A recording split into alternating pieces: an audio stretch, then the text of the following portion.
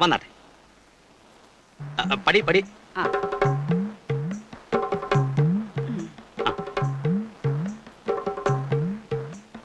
കുഞ്ഞമ്മേ, ആ കാണുന്ന നമ്മുടെ വീട്. അപ്പൊ ഇതോ? ആ, അത് വേറെ ആൾക്കാരാ. ഹിന്ദുക്കളാ ക്രിസ്ത്യാനികളാ? വാന്ന്. കുഞ്ഞമ്മയോ? ഇതേതാ ഇവനൊരു പുതിയ കുഞ്ഞമ്മ?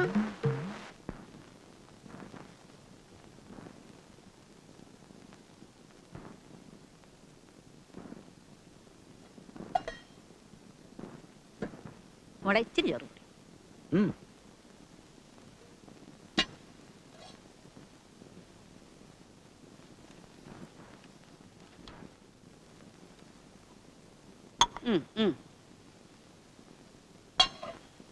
കറി ഉണ്ടെങ്കിൽ ഇച്ചിരി ഒഴിക്കും. അയ്യോ, കറി കൂടിപ്പോയല്ലോ മോളെ. ഇച്ചിരി ചോറും കൂടി.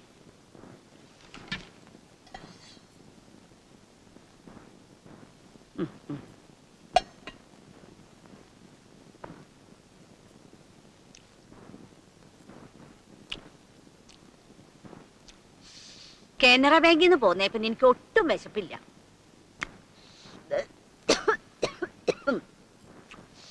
ഇന്ത്യൻ ബാങ്കുകാർക്ക് എന്നെ വിട ഒട്ടും ഇഷ്ടമില്ലായിരുന്നു. പിന്നെ പെറ്റെടുക്കണ ഒരു പെണ്ണുണ്ടല്ലോ എന്ന് വിചാരിച്ച് മാത്ര ഞാൻ ആ ബാങ്കിൽ നിന്ന് പോന്നത്. Indian bank manager Sadasivan Pillai സാറിന്റെ വീട്ടിലാണ് കുഞ്ഞമ്മ നിന്നോണ്ടിരുന്നത്. പിള്ള സാർ ആ കുഞ്ഞമ്മ നമുക്ക് ഒപ്പിച്ചു തന്നത്. ഓ, അപ്പോ ഇന്ത്യൻ ബാങ്കിൽ നിന്ന് സൗത്ത് ഇന്ത്യൻ ബാങ്കിലേക്ക് ട്രാൻസ്ഫർ അല്ലേ? അതെ, ഞാൻ ബാങ്കുകാരെ വീട്ടിൽ മാത്രമേ നിന്നിട്ടുള്ളൂ. ആ, പിന്നെ അപ്പുറത്തുള്ളവരുമായിട്ട് വലിയ അടുപ്പൊന്നും വേണ്ട, അങ്ങോട്ട് പോവുകയും വേണ്ട. ആര്? എന്റെ പട്ടി പോവാ. മോളെ ഇച്ചിരി ചോറും കൊണ്ടിട്ടെ. കൊടുക്ക് കൊടുക്ക്.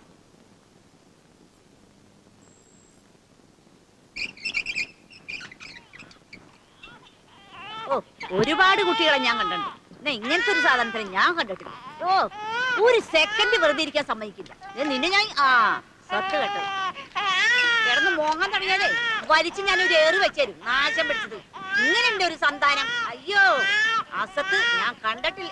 കൊച്ചുവാവയാണേ, കുഞ്ഞി മോനാണേ, പൊന്നു മോനും മോനാണേ, അമ്മേരെ മോനും മോനാണേ, തങ്കക്കുട്ടി മോനാണേ.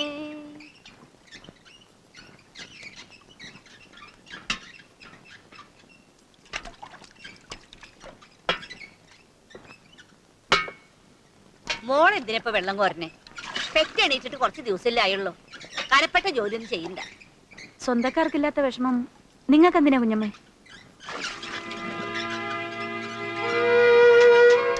ഞാൻ ആർക്കും ഒരു ദ്രോഹവും ചെയ്തിട്ടില്ല.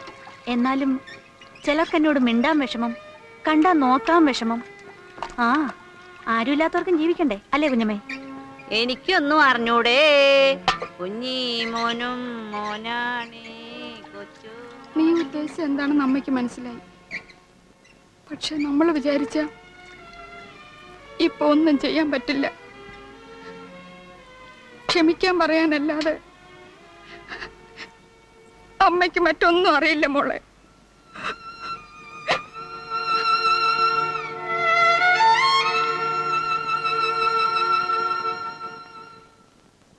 ഗീതേ, ഞാൻ ഇറങ്ങാം. ചിലപ്പോ ഒന്ന് ചെയർമാനെ കാണാൻ പോകേണ്ടി വരും. എന്റെ പ്രൊമോഷൻ തടയാൻ ബാങ്കിൽ ചിലവന്മാർ ചില കളികൾ കളിക്കുന്നുണ്ട്. അതൊന്ന് മനസ്സിലാക്കി കൊടുക്കണമല്ലോ. പോയാൽ ഞാൻ വൈകിയേ വരൂ. പിന്നെ പറഞ്ഞാൽ എനിക്ക് ഇഷ്ടപ്പെടുകയല്ല. എന്താ? ആ തള്ളക്ക് ഇങ്ങനൊന്നും വാരി കോരി കൊടുത്ത് ശീലിപ്പിക്കാതെ എന്തിനൊരു പിടിപ്പ് വേണം.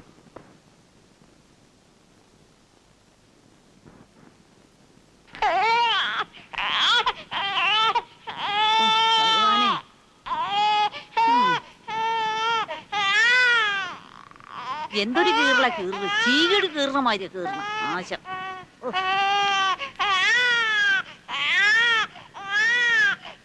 മോളെ, ഈ കഥവൊന്ന് അടച്ചോട്ടെ. എന്തിനാ?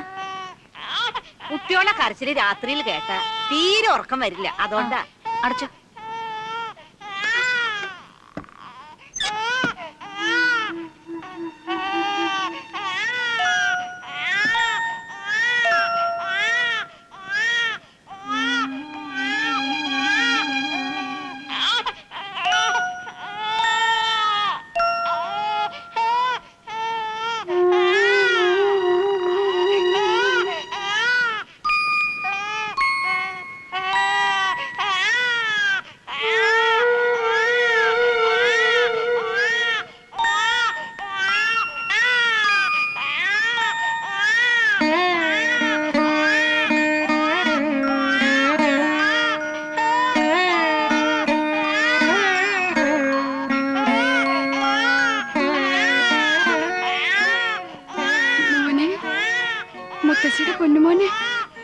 കരല്ലടാ.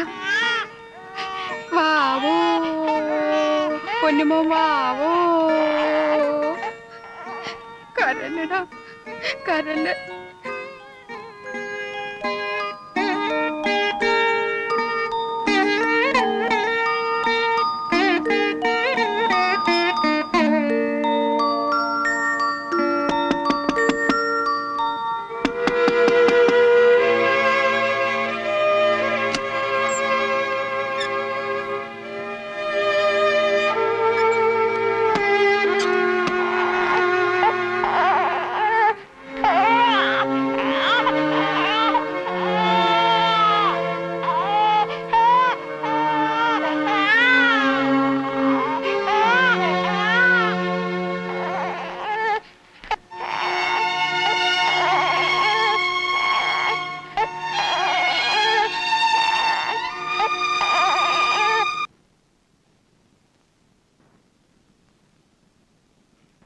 വെള്ളം കുറച്ചുകൂടെ ചൂടാക്കിണ്ട് വരട്ടെ?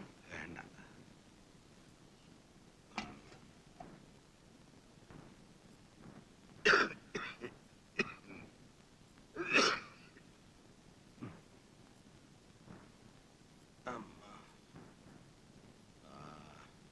കുറച്ച് ദിവസമായില്ലേ നാടൻ മരുന്നും ആവി വളരൊക്കെ ആയിട്ട്. നമുക്ക് ഡോക്ടറെ കണ്ടുപിടിച്ചാൽ. ഓ, ഡോക്ടറെ കണ്ട അയാൾ 100 കൂട്ടം മരുന്ന് എഴുതി തരും. ഒരാവശ്യമില്ലെങ്കിൽ കിടക്കാൻ പറയും. അതൊക്കെ വലിയ ചെലവാ. അസുഖം വന്ന ചെലവ് ചെയ്യാതെ എങ്ങനെയാ? ഇത് സാരമില്ലെന്നേ. മഞ്ഞ് കൊണ്ടാ പണ്ടേ എനിക്ക് ഉള്ളതാ ഈ അസുഖം. ജലദോഷത്തിൻ്റെയാ. വൈകുന്നേരം ആകുമ്പോൾ മാറും. രാത്രി ലോഡെടുക്കാൻ പോകണ്ട. അച്ഛനെ കാട്ടിലേക്ക് പോകുന്ന പണിയൊന്നും നിർത്ത്. അതുകൊണ്ടാണ് ഈ അസുഖം മുഴുവൻ. അസുഖം നോക്കിയിരുന്ന കാര്യങ്ങൾ നടക്കും.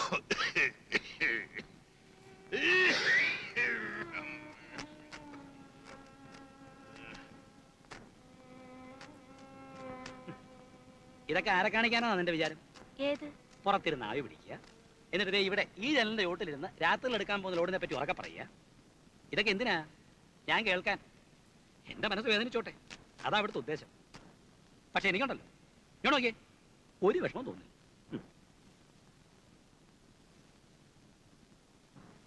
പുറത്ത് മഞ്ഞ് വീണാ ജലദോഷം വരുന്ന ആളാണെന്നറിയാം. പിന്നെ എന്തിനാ ഇത്രയും ബുദ്ധിമുട്ട് രാത്രി ലോറി എടുത്ത് കാട്ടിലേക്ക് പോയത്? എന്നെ തോപ്പിക്കാൻ. കാണുന്നവര് പറയുമല്ലോ, ആ ശങ്കരൻ നായര് പാവം, കൃഷ്ണൻ ഉണ്ണി ദുഷ്ടൻ. പറഞ്ഞോലടി, എനിക്കതുകൊണ്ടൊരു വിഷമവും ഇല്ലെന്ന്.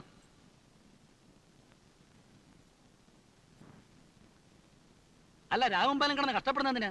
ഞാൻ പറഞ്ഞിട്ടാണോ? പറയാനുള്ളത് എന്ത് ഞാൻ മോത്തോയെ പറയും. അന്നും അത്രേ നടന്നിട്ടു. പിന്നെ വാശിയാണെങ്കിൽ ഞാനും വാശിയുള്ളവനാ. അത് മാറ്റാൻ ഈ പണി കൊണ്ടൊന്നും പറ്റുകയല്ല.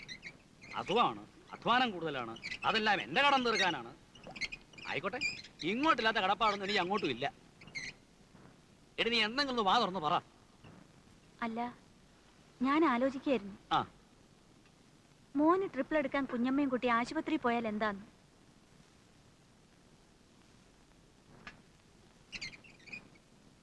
വിശക്കനുണ്ടല്ലേ? മോക്ക് വിശക്കനുണ്ടാ? എന്നോടാണോ? ആ, ഇല്ല. മുഖം കണ്ടാ തോന്നും വിശക്കനുണ്ടെന്ന്.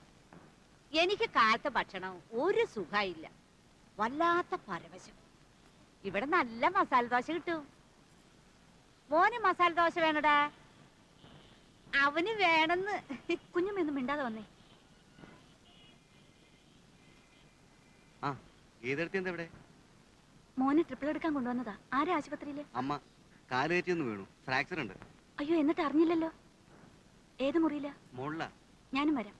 കുഞ്ഞമ്മ മോനെ ഒന്ന് പിടിച്ചേ. വരൂ.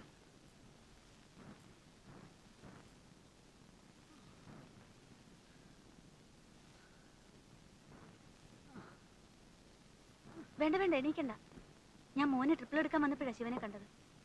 ഇപ്പൊ എങ്ങനെയുണ്ട്? ഓ, മേലാകെ വേദനയാ.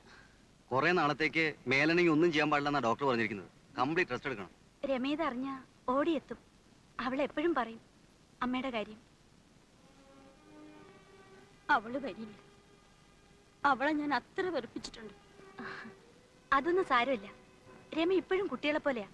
പറയുന്ന സമയത്തേ ഉള്ളൂ, മനസ്സിലൊന്നുമില്ല. ശിവനോട് ഒറ്റയ്ക്ക് നിന്നാൽ എങ്ങനെയാ? പോയി രമയെ വിളിച്ചോണ്ട് വാ. ഞാൻ പറഞ്ഞതാ അവനോട്, കേക്കണ്ടേ? അത് പിന്നെ വേറെ പ്രശ്നമൊന്നും ഉണ്ടായിട്ടില്ല എടുത്തി. എന്നോട് ചോദിക്കാതെ അവൾ ഇറങ്ങിപ്പോയത്. ഇപ്പൊ ഞാൻ തിരിച്ചു വിളിക്കാൻ ചെന്നാൽ അവൾ വിചാരിക്കും അവള് ജയിച്ചു എന്ന്. അത് പിന്നെയും പ്രശ്നങ്ങൾ ഉണ്ടാക്കിയെന്ന് വരും. അവൾക്ക് ഇഷ്ടമുണ്ടെങ്കിൽ തിരിച്ചു വന്നോട്ടെ. എനിക്ക് വേറെ വിരോധമൊന്നുമില്ല.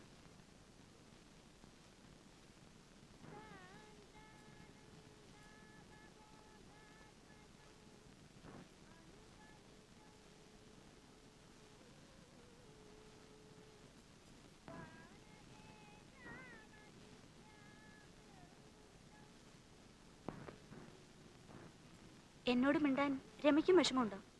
പേടിക്കണ്ട, ഇവിടെ ആവുമ്പോ അച്ഛനും ചേട്ടനും ഒന്നും കാണില്ല. ഏടത്തി, അച്ഛന്റെയും ചേട്ടന്റെയും സ്വഭാവത്തിന്റെ ഒരു അംശം രമയുടെ സ്വഭാവത്തിലുണ്ടല്ലേ?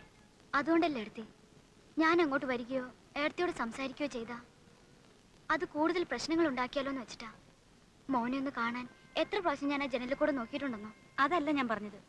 നീ ശിവന്റെ വീട്ടിൽ നിന്ന് വന്നിട്ട് ഇപ്പൊ എത്ര നാളായി? നീ വന്ന വിവരം അറിഞ്ഞപ്പോ ആദ്യം തമാശയായിരിക്കും എന്നാ കരുതിയത്. പിന്നെ തോന്നി സൗന്ദര്യപ്പണക്കാണെന്ന്. ഇപ്പൊ കുറെ നാളായില്ലേ രമേ? എന്താ നീ ഉദ്ദേശിച്ചിരിക്കുന്നത്? അതൊന്നും ഏടത്തിക്ക് അറിയില്ല.